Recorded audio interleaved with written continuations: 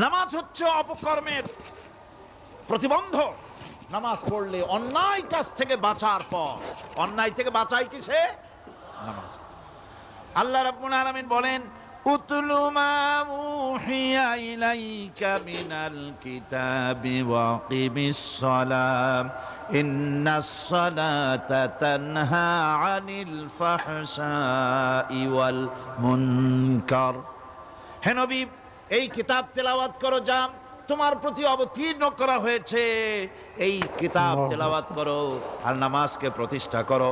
নিঃসন্দেহে নামাজ মানুষকে পাপাচার থেকে বাঁচায়া দেয়।